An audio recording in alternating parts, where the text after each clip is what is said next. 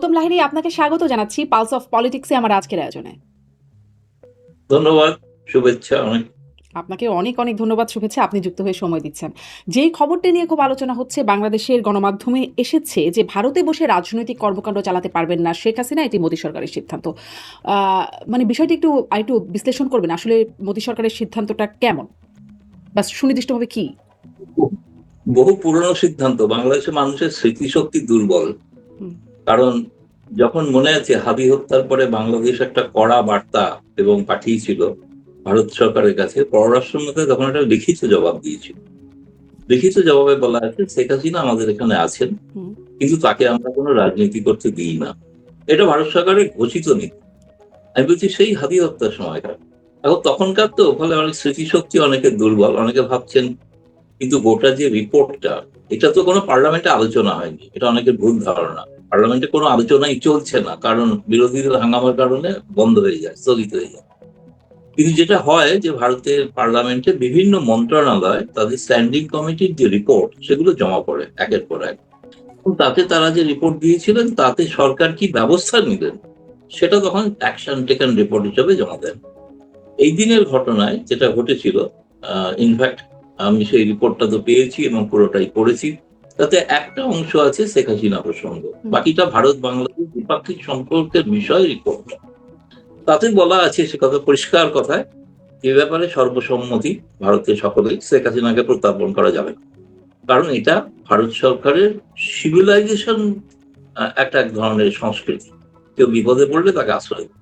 প্রত্যার্পণ করা এটা যাবে না, মানে একদম না, সুনির্দিষ্টভাবে না, না। না, না, না, কারণ হচ্ছে একেবারেই আমি না। দেখছিলাম যে মানে আমি যে খবরগুলো পড়ছিলাম যে ৩০শে জুলাই সংসদীয় কমিটি তাদের প্রতিবেদন লোকসভায় উপস্থাপন করেন। আমি মানে সংবাদপত্র থেকেই বলছি যে এই প্রতিবেদন পররাষ্ট্র বিষয়ক কমিটির মানে নবম প্রতিবেদনের সুপারিশ ও পর্যবেক্ষণের ভিত্তিতে সরকারের নেয়া পদক্ষেপ তুলে ধরা হয়েছে। এখানে বলা হচ্ছে যে মানে শেখ হাসিনার প্রত্যাবর্তন বিষয়ে ঢাকার অনুরোধ সেগুলো বিবেচনা করা হচ্ছে, এখনো এরকম একটা পর্যায়ে দেখছিলাম। কিন্তু গতকাল না, এইটা তো এটাও ঘোষিত নীতি, বিবেচনা করা হবে না।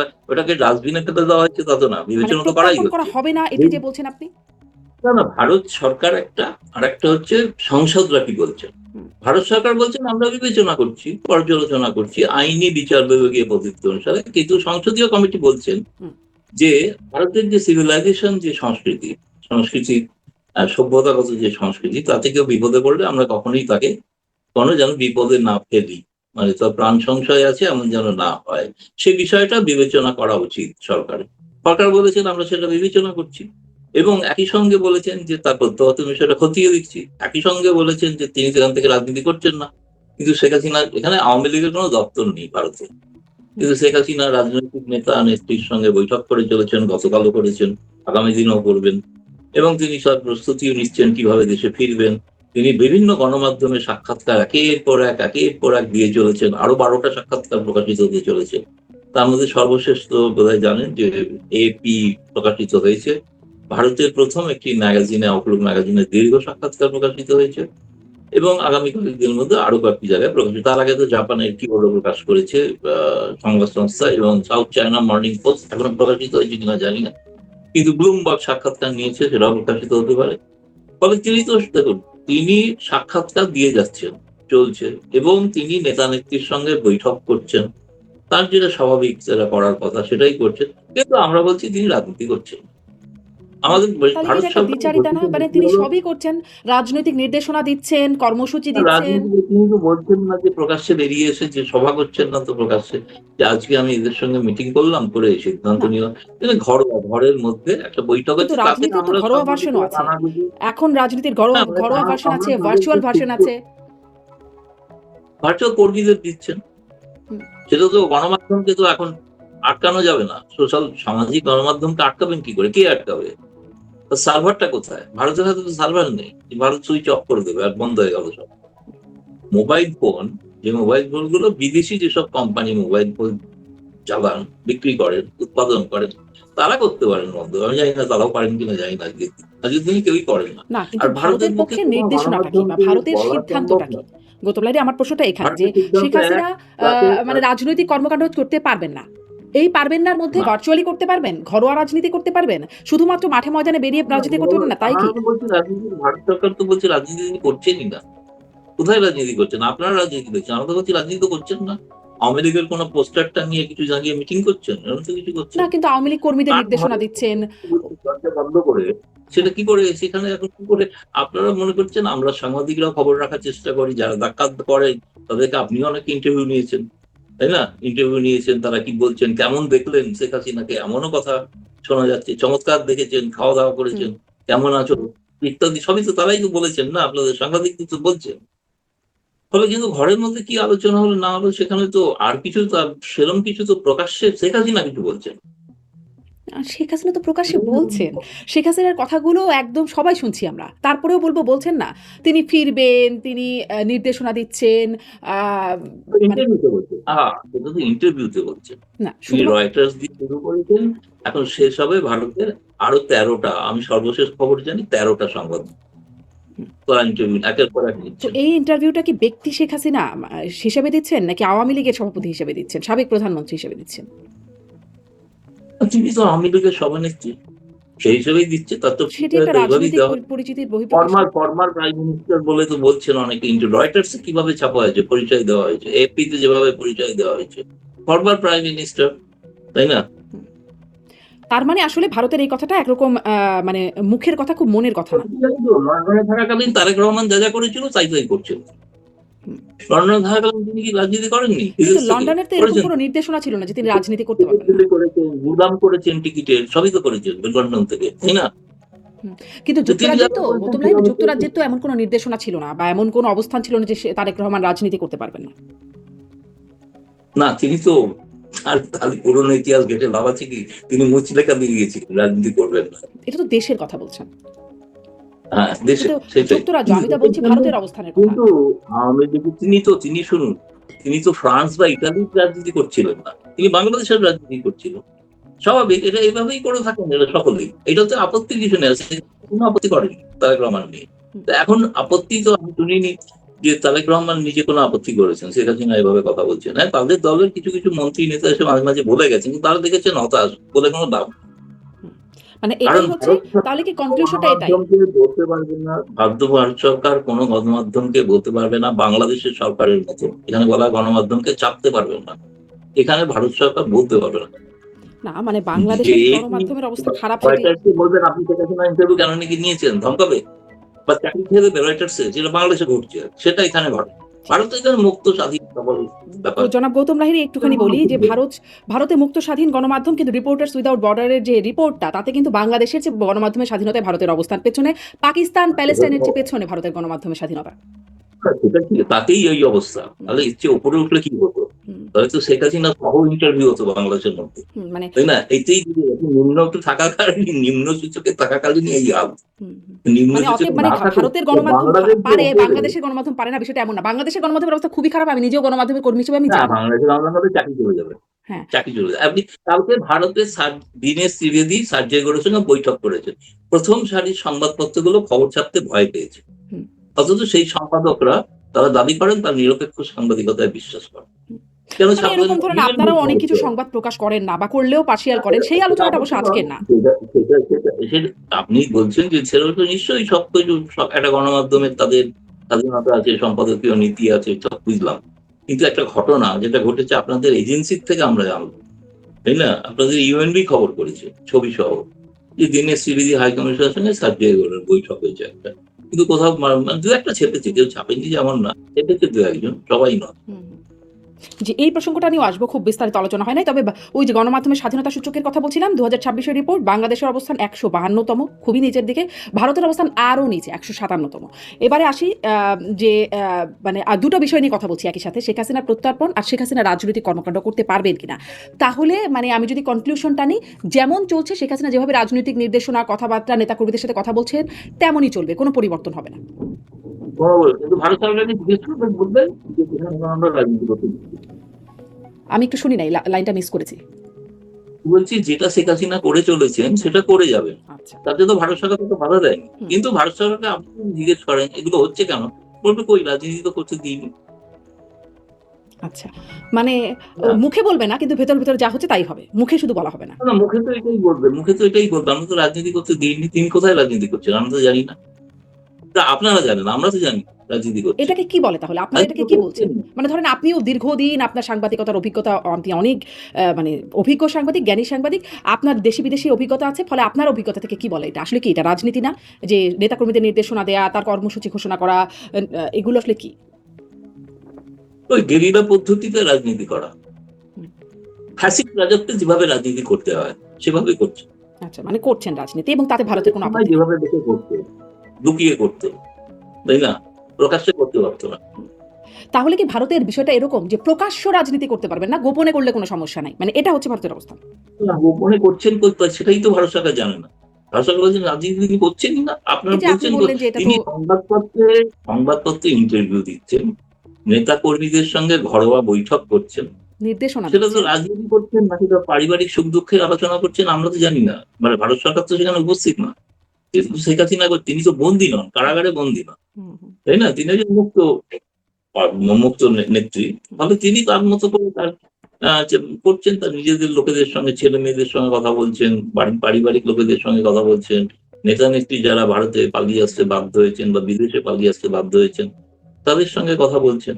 আর আর তিনি সোশ্যাল গণমাধ্যমের মাধ্যমে তিনি নেতা কর্মীদের যারা ঢাকায় বাংলাদেশে রয়েছেন তাদের সঙ্গে তিনি মাঝে মাঝে কথা বলছেন। কয়েকদিন আগেও তো বলেছেন। হুম, হুম। মানে দলকে সুসংগঠিত করছেন, নেতাকর্মীদের নির্দেশনা দিচ্ছেন, কমিটি দিচ্ছেন, মানে সবই দিচ্ছেন, কিন্তু মানে ভারত সরকার সেটাকে রাজনৈতিক করা বলতে প্রস্তুত না। কোনো তো মানে কমিটি তো তিনি কিছু দেননি। কমিটি তো আওয়ামী লীগের কোনো কমিটি তো হয়নি ছাত্রলীগের এখন। কমিটি হয়েছে, ছাত্রলীগের মাঝখানে কমিটি হয়েছে। ছাত্রলীগ, যুবলীগ সেগুলো চলছে। ছাত্রলীগ আপাতত চলছে আর দেখছি আর বিভিন্ন জেলায় কমিটি দেওয়া হচ্ছে। আচ্ছা, মোটামুটি ধরি মাছ নাছুই পানি টাইপের একটা অবস্থা মনে হচ্ছে, যে খুব প্রকাশ্যে বলা হচ্ছে না, কিন্তু আবার চলছে আর কি এরকম। মানে যা চলছিল তাই চলবে, এই হচ্ছে সামারি। আচ্ছা, আবার এবারে প্রত্যর্পণ বিষয় তাহলে কি ওটা যে মোটামুটি ভারত সিদ্ধান্ত নিয়ে রেখেছে যে প্রত্যর্পণটা হচ্ছে না, বা খুব শীঘ্রই তার কোনো ওই সম্ভাবনা নাই? মানে কূটনীতির ভাষার আড়ালে আমি বাংলা করে বলছি, হ্যাঁ। যেটা বুঝতে সুবিধা হয়, দেওয়া হবে না। এই কথাটা কূটনীতির ভাষার মার প্যাঁচে রয়েছে। আপনি আচ্ছা। যদি প্রশ্ন করেন তার উত্তর হচ্ছে আমরা পর্যালোচনা হুম, করছি। হুম, হুম, আমরা তো বলিনি পর্যালোচনাটা 2067 তে শেষ হবে কিনা। হুম। সেটা তো টাইম লিমিট, এটা বরং আপনাদের প্রশ্ন করা উচিত। আচ্ছা, এই পর্যালোচনাটা কবে শেষ হবে? আপনারা তো পর্যালোচনা করছেন, আইনি দিক দেখছেন, বিচার বিভাগীয় দিক দেখছেন, কবে এটা শেষ হয়? শেষ হচ্ছে না, তার জন্য দায়ী বাংলাদেশ সরকার। কারণ বাংলাদেশ সরকার কোনো কাগজপত্র দিচ্ছেন না। কিসের ওটা কাজ? রায়টা আপনি পড়েছেন? যেটা ফাঁসির রায় হয়েছে আপনি পড়েছেন কখনো? না, কোনো পুরোটাই ওয়েবসাইটে পড়িনি, পেয়েছেন? কিন্তু গণমাধ্যমের খবরটা শুধু কেন পড়লাম। নেই? হ্যাঁ। কেন নেই? হুম, তাদের তো ইংরেজি বানান ভুল, আমি জানি, আমার কাছে আছে। হুম, তাদের তো ইংরেজি বানান ঠিক করে লেখেন। ওটা কারেক্ট করতে গিয়ে দিলে হাস্যাস্পদ কত হবে। এই জন্য দায়ী। এই জন্য প্রকাশই করছেন। হুম, হুম, ওই ৩-৪ লাইন প্রকাশিত হয়। যেরকম আপনাদের ৩-৪ লাইন ছাপা হয়েছে, শেখ হাসিনাকে রাজনীতি করতে দেওয়া হবে না। পুরোটা ছাপা হয়। কিন্তু পুরোটা তো প্রকাশ্যে ভারতের পার্লামেন্টে জমা পড়েছে। এটা ওপেন ডকুমেন্ট। এরকম নয় যে কোনো গোপন ডকুমেন্ট। এটা প্রায় ধরুন ২০০-২৫০ পাতার ডকুমেন্ট।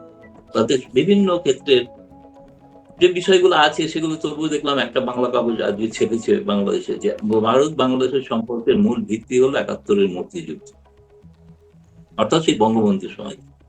সেই সময়ের ধারাবাহিকভাবে বাংলাদেশ ভারত সম্পর্কে অন্যতম মাপকাঠি, যেটা রিপোর্টে রয়েছে, আপনাদের কাগজেও ছাপা হয়েছে, বাংলাদেশের কাগজে, প্রথম শ্রেণীর কাগজে ছাপা হয়েছে।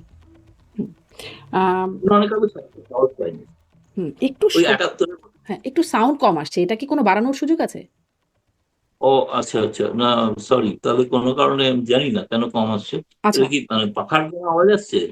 না, পাখার কোনো আওয়াজ আমি পাচ্ছি না যদিও, কিন্তু একটু মনে হচ্ছে কি একটু হালকা করে শোনা যাচ্ছে। আর একটু ভালো শোনা যায় ও সাধারণত। আচ্ছা, আচ্ছা, আচ্ছা। জানি না। আমি তাহলে একটু কাছে থেকে বলব কি? হ্যাঁ, আমি আপনি যদি মানে খুব মুভ না হেডফোনটা করেন আমার তাহলে মনে হয় আসলে ঠিক আমরা শুনতে পাবো। যদি মুভ না করে কথা বলেন হয়তো একটু কষ্ট হবে তারপরেও।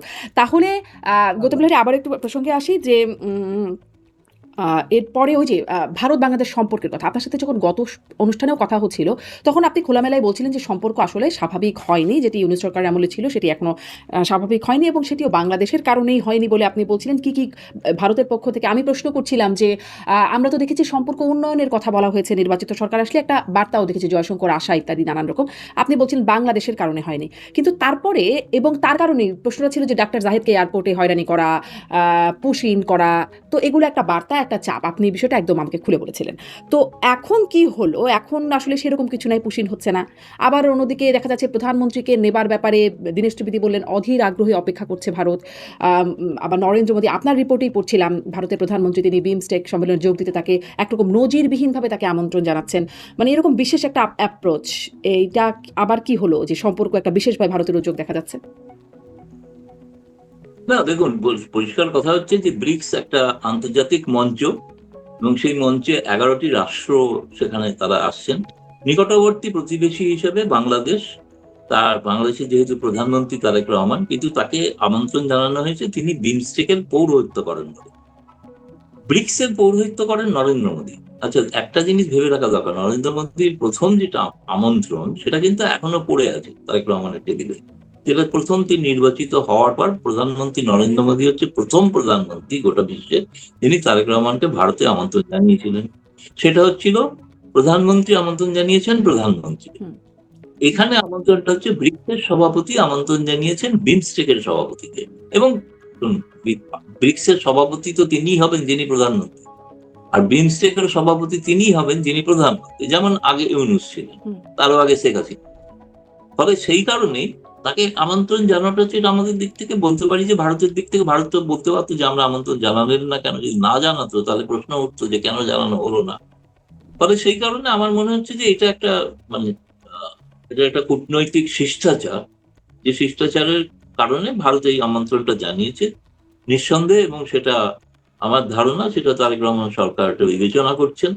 এবং সেপ্টেম্বরের 11-12-তে যে সম্মেলন দিল্লিতে হবে, শিখর সম্মেলন, যেখানে চীনের প্রেসিডেন্ট আসবেন, রাশিয়ার প্রেসিডেন্টের আসার কথা আছে, ইরানের প্রেসিডেন্ট আসছেন। ফলে এরকম একটা বহুদেশীয় মঞ্চে আসলে ফলে সেটা কেবলমাত্র ভারতের আমন্ত্রণে আসছেন তা নয়, তিনি ব্রিক্সের আমন্ত্রণে আসছেন। ফলে এটা এলে হয়তো তার দেশের ক্ষেত্রে একটা চাপ আছে, আমি জানি যে ওই ভারতের আমন্ত্রণে যাচ্ছেন মানে আবার কি ভারতের সঙ্গে সবকিছু বিক্রি করে দেবেন, এসব প্রশ্নের মুখে পড়তে হবে অনেক। সেই কারণে এখন জামায়াতের চাপ তো আছেই, কারণ জামায়াত একটা বড় শক্তিশালী ফোর্স, তাদের এতজন সাংসদ রয়েছেন, তারা নিয়মিত কথা বলছেন। ফলে তাদের একটা চাপ আছে, সেই কনস্টিটিউয়েন্সিটাও আছে। এই কনস্টিটিউয়েন্সিটা মানে ভারত বিরোধী কনস্টিটিউয়েন্সি, সেটাকেও ক্যাটার করা একরকমের। যে সে কারণে বহুদেশীয় মঞ্চে এলে সেই ক্ষেত্রে তার ক্ষেত্রে সে ধরনের কোনো অভিযোগ করাটা সমস্যা হবে আর কি। কিন্তু আমার ধারণা এটা যে কোনো প্রধানমন্ত্রীর পক্ষে একটা সৌভাগ্যের বিষয় বহুদেশীয় মঞ্চেতে উপস্থাপন মানে নিজেকে উপস্থিত করা, এবং সেখানে বহুবিধ অনেক রাষ্ট্রের নেতাদের সঙ্গে কথা বলার তিনি সুযোগ পাবেন ভারত ছাড়াও। তাহলে মানে এই যে সেখানে ধরেন এই প্রশ্নটা তো আপনাদের সাংবাদিকরাও করেছিলেন হাই কমিশনারকে, যে তিনি তখন উনি জবাব দিয়েছিলেন একটাই, জবাবটা হচ্ছে এটা আপনাদের প্রধানমন্ত্রী ঠিক করবেন, প্রেরোগেটিভটা প্রধানমন্ত্রীর। আমরা আমন্ত্রণ জানিয়েছি, আমরা অধীর আগ্রহে অপেক্ষা করছি তাকে অভ্যর্থনা জানানোর জন্য, কিন্তু এটা প্রধানমন্ত্রীর প্রেরোগেটিভ, তিনি সিদ্ধান্ত নেবেন তিনি বিমস্টেক সভাপতি হয়ে আসবেন নাকি না তিনি দ্বিপাক্ষিক সফরে আসবেন। আচ্ছা, এই সিদ্ধান্তটা প্রধানমন্ত্রী। কিন্তু ভারত অধীর আগ্রহে অপেক্ষা করছে এই বিষয়ে। গত মাসে জুনের সম্ভবত 20 তারিখ বা 19 তারিখে প্রধানমন্ত্রী পররাষ্ট্র বিষয়ক উপদেষ্টা, বাংলাদেশের প্রধানমন্ত্রী পররাষ্ট্র বিষয়ক উপদেষ্টা হুমায়ুন কবির তিনি বলছিলেন যে পরিবেশ সহায়ক হলে, টেম্পারেচার ডাউন মানে উত্তাপ কমলে ভারতেও সফর করবেন প্রধানমন্ত্রী। তো মানে তারপরে যখন দীনেশ ত্রিবেদী সাক্ষাৎ করলেন আমাদের পররাষ্ট্রমন্ত্রীর সাথে, তারপরেও আমাদের পররাষ্ট্রমন্ত্রী বললেন যে একটা ইরিটেশন তো কিছু কিছু বিষয় নিয়ে আছেই। মানে সেই ইরিটেশন বা টেম্পারেচারের যে জায়গাগুলোর কথা বলা হচ্ছে তার মধ্যে অন্যতম হচ্ছে শেখ হাসিনার ভারতে অবস্থান করা। এবং সেখানে আপনি বলছিলেন যে কোনোই আসলে অবস্থান পরিবর্তন হয় নাই, তিনি যা করছেন তাই করবেন, তাকে প্রত্যর্পণের বিষয়েও আগেরই সেই অবস্থানেই আছে। তাহলে কি আসলে টেম্পারেচার ডাউন হবার মতো কিছু হয় নাই বা পরিস্থিতি সহায়ক হওয়ার মতো কিছু হচ্ছে কি আপনার বিশ্লেষণ শুনি? বাংলাদেশ সরকার থার্মোমিটার এখনো খুঁজে পাননি, থার্মোমিটার খুঁজে পাননি, আমি জানি না টেম্পারেচার ডাউন। আমরা তো তখন বলুন টেম্পারেচার বাড়ানোর জন্য কি করেছি, আমরা তো অভ্যর্থনা জানাচ্ছি, না, আপনারা আতর পুশব্যাক আবেদন করেছেন, জানাচ্ছি, আপনারা ডাক্তার জায়েদকে এয়ারপোর্টে আমি হেনস্থা করেছেন, ডিজেল দিচ্ছি, প্রধানমন্ত্রীর আমি আমি উপদেষ্টা। আপনাকে গ্যাস দিচ্ছি, আমি আপনাকে বিদ্যুৎ দিচ্ছি, আমি আপনাকে কাঁচামরিচ দিচ্ছি, আমি সব আমরা আপনাকে কিনে পেঁয়াজ নিচ্ছি, মানে দিচ্ছি। আপনি বাংলাদেশ কি এগুলো কিনে দিয়েছেন? নিচ্ছে, আপনারা ব্যবসা আপনি করছেন। কি দিয়েছেন? না, আপনি কি দিয়েছেন? এগুলোর জঙ্গি বিনিময়ে ছাড়া তো টাকা কিছু দিচ্ছে, দেয়নি। মূল্য দিচ্ছে, বিনামূল্যে জঙ্গিরা তো ঘুরে দিচ্ছেন না। বেড়াচ্ছে বাংলাদেশে। হ্যাঁ, এগুলো তো বিনামূল্যে দিচ্ছেন, এগুলো ব্যবসায়িক লেনদেন। তো না নিলেই পারেন, বলতে পারেন বিদ্যুৎ নেবো না, কাল থেকে তো অন্ধকার হয়ে যাবে, আপনি আর ভাষণ দিতে পারবেন না। আপনি তো দিতে পারবেন, বিদেশে না আছেন, না যারা আছে জামায়াতের, আপনি আর ভাষণ দিতে পারবেন হ্যাঁ বিদ্যুৎ বন্ধ হয়ে গেলে। হ্যাঁ। কোথায় ভাষণ দেবেন? কিন্তু তাই মানে না? এমন তো না যেগুলো খুব আচ্ছা কৃপা হচ্ছে বিজেপি এগুলোর বিনিময়ে মানে এগুলো আপনাদের ব্যবসায়িক মানে ভারতের ব্যবসায়িক হ্যাঁ, স্বার্থ সে আছে। তো বটেই। আরে পয়সা দিয়ে তো সবকিছু হয়, তাই না? টাকা পয়সার বিনিময়ে কি সব বাণিজ্য হয়? হুম, হয় কি? কারণ আমি দেবো, বাণিজ্য করবো অবশ্যই, সেটা ঠিক কথা। কিন্তু কাকে দেবো সেটাও তো একটা ব্যাপার। সবাইকে তো দিচ্ছি না। হুম, বাংলাদেশে দিয়েই চলেছি, হুম। তাই না? ভারতের একটা বিশাল অনেক ক্ষেত্রে বাজার, তো সব দিক আপনার থেকেই ভারতের একটা বিশাল বাজার বাংলাদেশ। টাকাও দেননি। টাকাও বকেয়া পড়ে আছে। টাকাও তো দেননি। এই যে ঝাড়খণ্ডের আদানির বিদ্যুৎ প্রকল্প থেকে তো বিদ্যুৎ দেওয়া বন্ধ করে দিয়েছে। তিনি তো ব্যক্তিগতভাবে তিনি ব্যবসায়ী। তিনি তো ব্যবসা করবেন স্বাভাবিক। হুম।